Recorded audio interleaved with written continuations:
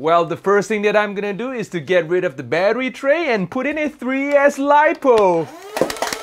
Holy moly! Hello! What is up guys? I'm your host Gordon and welcome to another one of my video. I know I'm a little bit late to review the Dart Zone Pro Mark III over here, but hey, better than not doing one, right? This is an out-of-the-box high-performance flywheel blaster. It is definitely something that I really wanted to take a look into. And I'm pretty sure a lot of my Malaysia friends, especially to those who are new to the hobby, don't really quite know the existence of the Dart Zone Pro Mark III. Well, the good news is you can actually get yourself one of these in most department stores such as Parkson, Aeon, Isetan, Hamleys, Sogo, or Litt Hobby store. And if you don't like going out, just visit Litt Hobby online store. The link will be provided in the description down below. And to those who are new to the channel is all about foam dart blaster, gel blaster, as well as water blaster. If you guys like this content so far, feel free to smash the like button because it will help the channel a lot. And while you are at it, do smash the subscribe button and ring the notification bell because I will be posting blaster content every Saturday. Hey, not only that I will be posting blaster content, I will be selecting a couple of you guys in the comment section for a shout out as well. So feel free to flood the comment section, just like how OnFi, Juicy Animator, and Ahmad Adam did. By the way, thank you for supporting the channel. Let us move on to the unboxing section.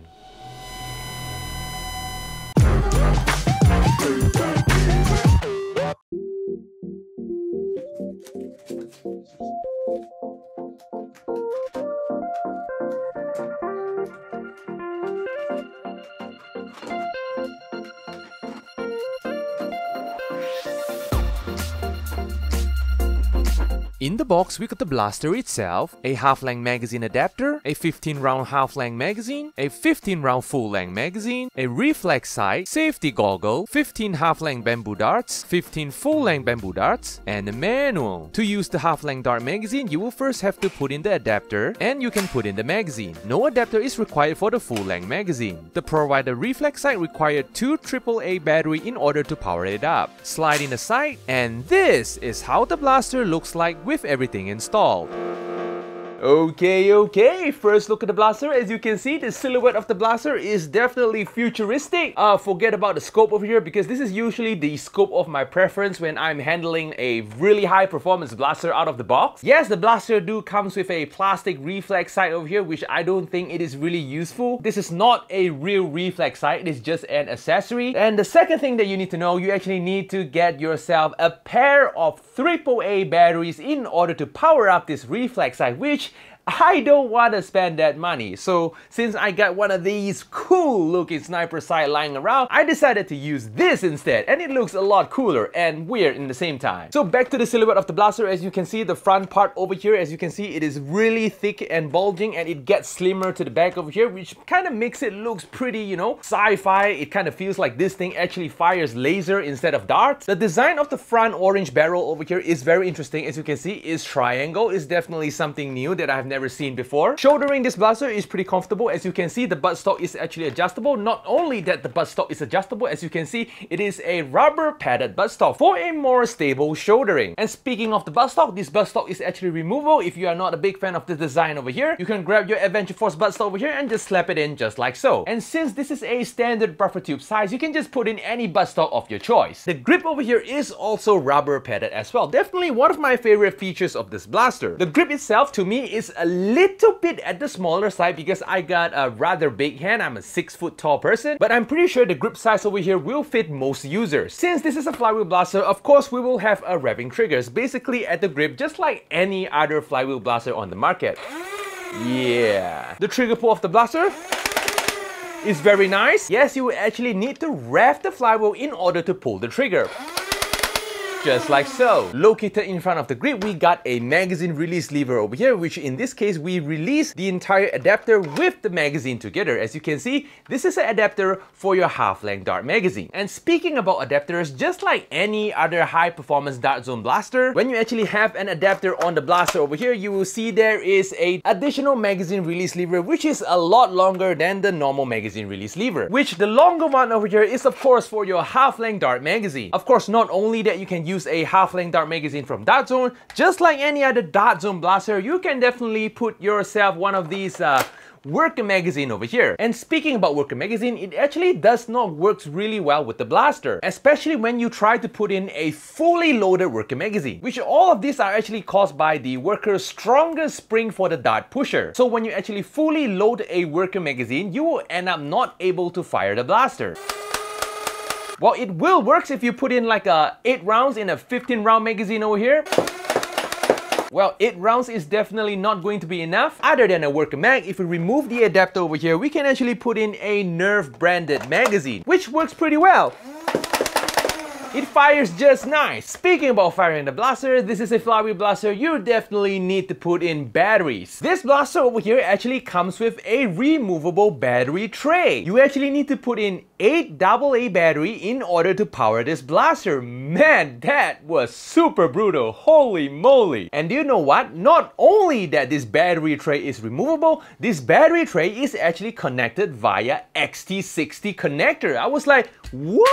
Not only that this is an XT60 connector, the wires that came with the blaster is actually a 16 gauge wire, and I was like, holy moly! Which means that you don't really need to go through all the troubles to change the wire anymore. It actually comes with a 16 gauge wire, which is more than what you need. And Gordon being Gordon, I will definitely chuck in a 3S Lipo in this blaster instead of getting myself 8 AA batteries. But make sure the Lipo size is not thicker than 17 or 18 millimeters, or else you'll be having troubles in closing the cover. After powering up the blaster, let's talk about firing mode. This blaster actually comes with 2 firing mode, which is the auto and the semi-auto. Well, let us not forget the safety as well. Yes, this blaster is capable of doing full auto, which I don't suggest you to use it because, like, let me show you guys. The rate of fire is not that high. If I actually go semi-auto and use the speed of my finger, a lot better, right? Well, I don't think this is too big of an issue because most players that I know, at least 90% of them are in a CQB situation. Well, at least for me in CQB, I usually shoot 1 dart at a time so that I don't really have to change my magazine so fast. Well, that's just me. The Picatinny rail situation of this blaster is pretty straightforward. We got a roll of Picatinny rail on top of the blaster and a roll of Picatinny rail at the bottom of the blaster over here for your grip of choice, which I don't think you need a grip over here because the body of the blaster over here is kind of a slant and it's pretty thick as well, and my hand actually rests pretty comfortably on the body of the blaster, especially when the buttstock has been fully extended. It feels just right. So yep, I guess that's all about the quirks and features of this blaster. So without further ado, let us go test the blaster out.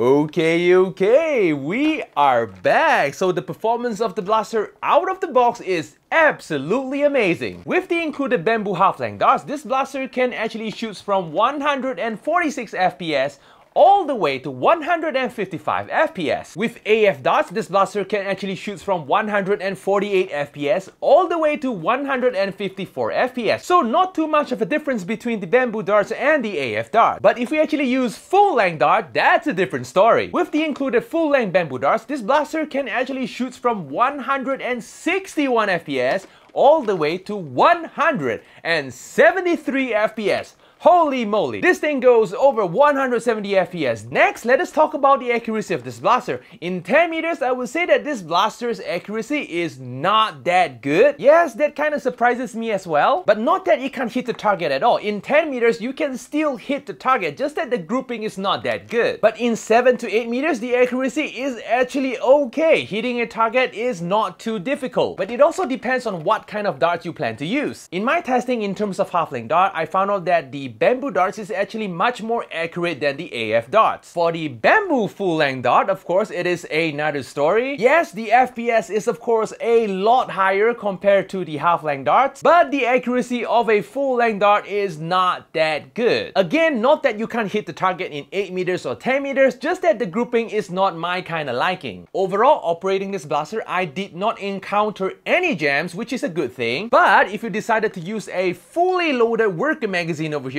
you will of course definitely encounter jams because of the stronger dart pushing spring. And if you really need to use a worker mag, yes you can, but I would suggest you to put in just 8 darts in your 15 round magazine. Yes, it is true that I did not encounter any jams with this blaster, but I do encounter some weirdness. More precisely, it is when I'm trying to fire full length dart in full auto. Instead of firing smoothly like the half length dart just like this is what happens. There's like 2 darts going out and it pauses, 2 darts going out and it pauses, and it kind of feels like a burst fire or some sort. While not that it is bad or something, to me it just feels weird and cool in the same time, because I'm definitely not expecting a burst fire from this. Sort of a burst fire. So far, I'm having a lot of fun with the blaster. Definitely a surprise for the removable battery tray. Being a sci-fi aesthetic, definitely this blaster passes the wall test if you decided to hang this blaster on the wall. So yep, that's all today guys. So if you guys like this video, do remember to smash the like button because it will help this channel a lot in terms of the YouTube algorithm. And since it is free anyway, do remember to smash the subscribe button and ring the notification bell button as well, because I will be posting videos every Saturday. And do remember to leave as much comment as possible in the comment section, because I will be selecting a couple of you guys for a Saturday shout out. So yep, I guess that's all for today. Gordon's checking out and I'm gonna see you in the next video. Adios guys!